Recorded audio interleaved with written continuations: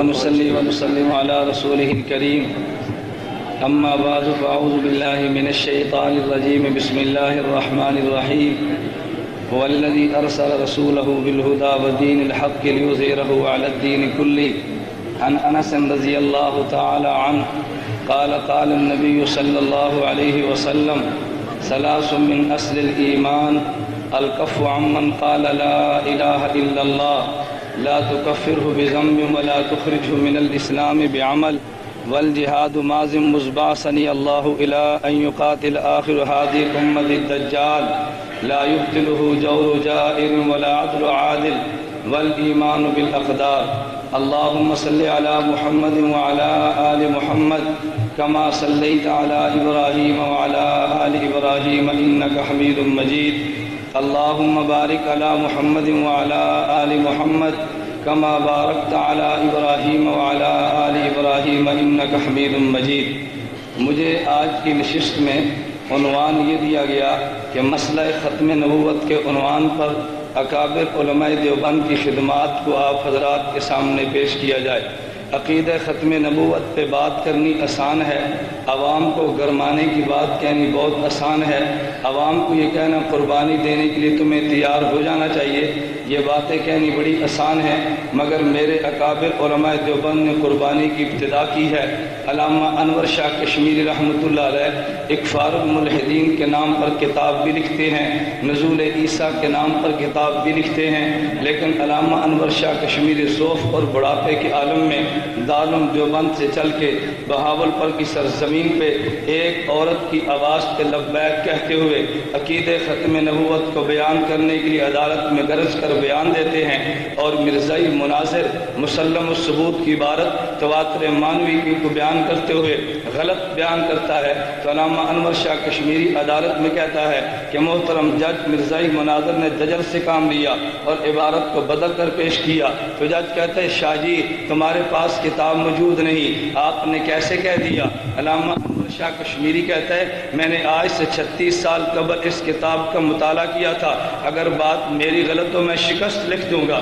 حضرت قاضی حسان شجابادی ملتان جیل میں نظر بندی کے ایام کاٹ رہے ہیں، ادھر والد گرامی کا جنازہ اٹھا، انگریز کہتے ہیں معافی مانگ لو پیرول پہ رہا کر دیا جائے گا۔ حسان احمد شجابادی کہتے ہیں والد کے جنازے میں شرکت نہ کرنا مجھے گوارا ہے، مگر پیغمبر کی خاطر جیل سے نکل جاؤں مجھے گوارا نہیں ہے۔ ادھر حضرت مولانا محمد علی جلندری نبر اللہ مرقدہ ملتان میں 1956 میں جیل کاٹ رہے ہیں، حضرت کے بڑے بھائی حاجی صاحب کا انتقال ہوا، حضرت جیل سے باہر نہیں آئے، پھر ایک وقت آیا حضرت کے بھائی حاجی اسماعیل کا جنازہ اٹھا، پیرول پہ باہر رہا کیا گیا، ابھی گاؤں میں نہیں پہنچے، ایک آدمی مانکا کر کے کہتا ہے حضرت آپ کے علم میں ہے کہ تمہارا بھائی پہلے محمد عبداللہ کا انتقال ہوا جب تم جیل میں تھے، ابھی جس کے لیے تم آئے ہو تمہارے بھائی اسماعیل کا جنازہ اٹھا، تمہارے علم میں ہے کہ رات کو تمہارے دوسرے بھائی کا بھی انتقال ہو گیا۔ حضرت ان دونوں کی قبروں پہ گئے، والد زندہ تھا،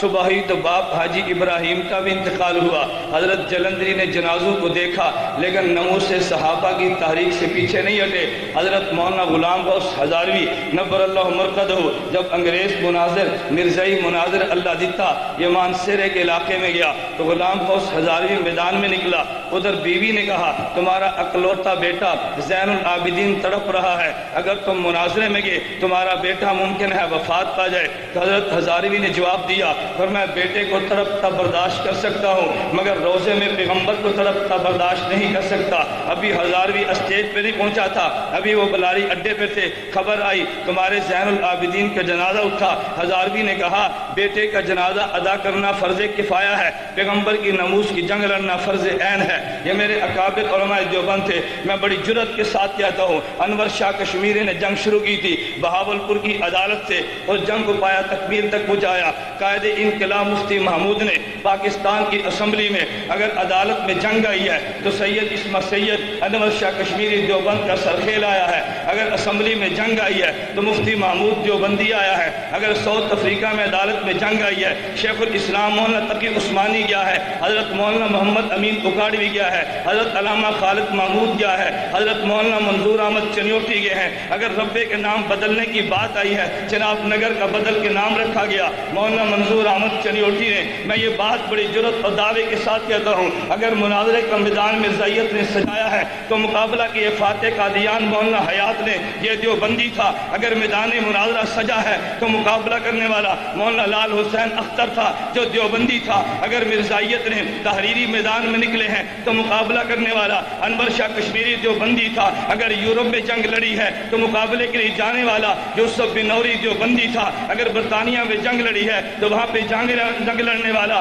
خواجہ خان محمد دیوبندی تھا۔ پھر مجھے کہنے دیجیے، انگریز کو نبی بنایا گیا جہاد کو ختم کرنے کے لیے، جہاد کے علم کو بلند کرنے والا افغانستان میں جلال الدین حقانی دیوبندی تھا۔ مولوی یونس خالد یہ دیوبندی تھا۔ مجھے یہ بات کہنے دو، اگر آج خلافت کو برپا کر خلافت کو ختم کرنے کے لیے قادیانی کو لایا گیا تو خلافت کو برپا کرنے والا ملا عمر آج بھی دیوبندی ہے۔ انگریز کو لایا گیا، اور ٹھہر جا انگریز کو لایا گیا، ایک میں ٹھہر جا، انگریز کو لایا گیا، انگریز کو ملک میں ٹھہر جا، انگریز کو ملک میں لایا گیا دینی نظام کو ختم کرنے کے لیے۔ اس ملک میں وفاق المدارس کے نام پہ دینی تعلیم کو سر بلند کرنے والا مولانا سلیم اللہ خان دیوبندی ہے۔ اگر مساجد کو مٹانے کے لیے یہاں پہ انگریز قادیانی کو کھڑا کیا گیا، لال مسجد سے قربانی دینے والا غازی عبدالرشید دیوبندی ہے۔ اگر ناموس صحابہ کو مٹانے کے لیے ٹھہر جا، اگر ناموس صحابہ کو مٹانے کے لیے انگریز کو اپنے پودے کھڑے کرنے پہلے ناموس صحابہ کی جنگ لڑنے والا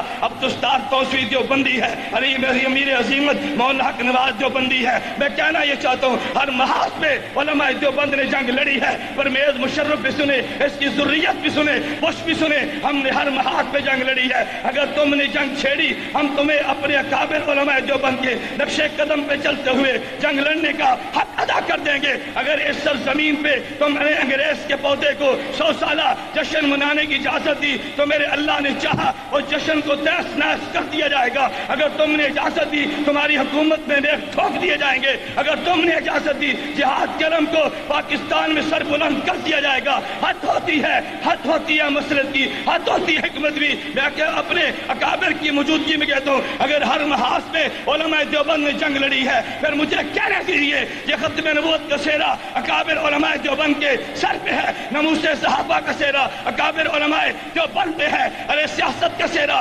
اکابر علماء دیوبند کے سر پہ ہے، جہاد کا سہرا اکابر علماء دیوبند کے سر پہ ہے۔ آج ہمیں بھی چاہیے عزم کر لیں، ہم ختم نبوت کے لیے جنگ لڑیں گے، ناموس صحابہ کے لیے جنگ لڑیں گے، مدارس کی جنگ ہم لڑیں گے، مساجد کی جنگ لڑیں گے، طاغوت کے خلاف جنگ لڑیں گے، علم جہاد کو بلند کرتے ہوئے خلافت کا پرچم لہرا کے قادیانیت کی قبر پہ ایک مرتبہ نہیں کروڑ بار لعنت بھیجیں گے۔